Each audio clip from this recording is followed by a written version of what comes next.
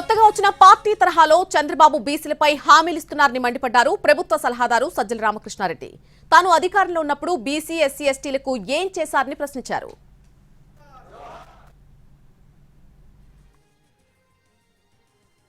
YSR Congress party నాయకులకు,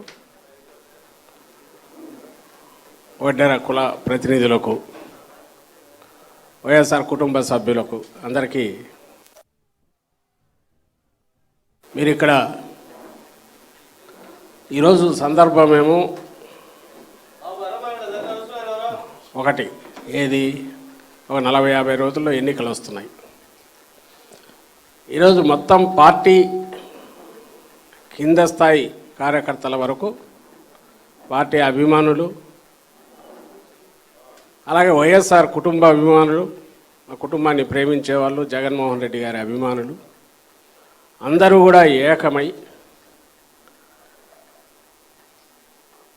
5 ఏళ్ల క్రితం అంటే 2019లో ప్రజలు రాష్ట్రంలోని 5 కోట్ల మందిని ప్రాతినిధ్యం వహించే 3.5 కోట్ల మంది ఎంతమంది ఓటర్లలో మనకు 50% మంది వైఎస్ఆర్ కాంగ్రెస్ పార్టీకి ఆశీస్సులు ఇస్తే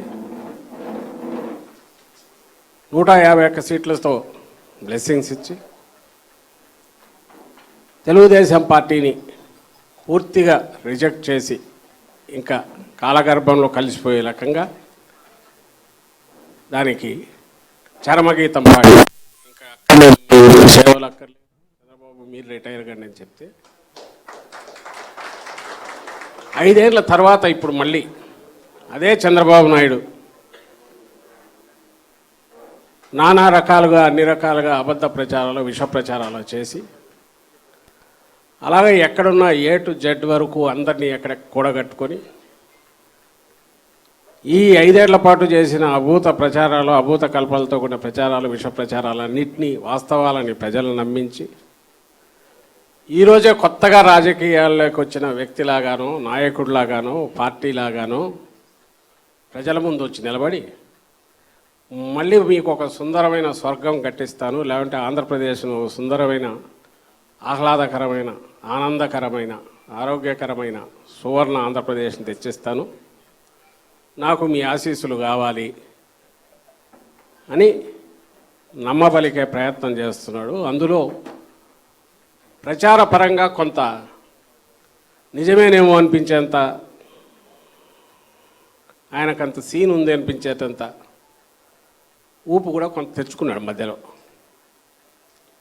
అదే స్థాయిలో ఈరోజు విజృంభించి ముందుకు పోతూ ఏది చంద్రబాబు కాదో అదే చంద్రబాబుని, ఏది జగన్మోహన్ రెడ్డి అది కాదు జగన్మోహన్ రెడ్డిని, ఈరోజు జగన్మోహన్ రెడ్డి గారు ఏది చేస్తున్నాడో అవన్నీ తానే చేసినట్టుగా, తాను చేసినవన్నీ ఈరోజు జగన్మోహన్ రెడ్డి గారు చేసినట్టుగా, అది అభివృద్ధి పరంగా కానీ, సంక్షేమ పరంగా కానీ, ప్రాంతాల వారీగా కానీ, కులాల పరంగా చూసిన, ముఖ్యంగా వెనుకబడిన కులాలు, ఎస్సీ ఎస్టీలు, మైనారిటీ విషయంలో ఒక దుస్సాహసానికి ఒడిగడుతున్నాడు. బరి తెగించి ఎస్సీ డిక్లరేషన్ అంటున్నాడు, బీసీ డిక్లరేషన్ అంటున్నారు, ఈరోజు బీసీ డిక్లరేషన్ పెట్టుకున్నారు.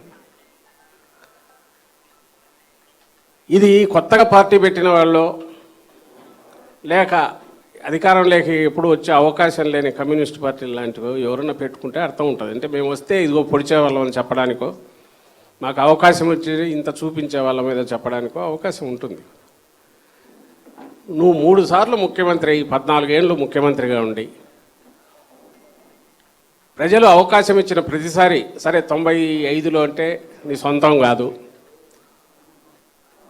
మీ మామను దించో, వెన్నుపోటు పొడిచో కబ్జా చేసుకున్న అధికారం కాబట్టి అనుకోవచ్చు. 95లో 99లో వచ్చాడు, 99 నుంచి 2004 తెలియదులే అనుకోవచ్చు. ఎందుకంటే అంతకుముందు ఉన్న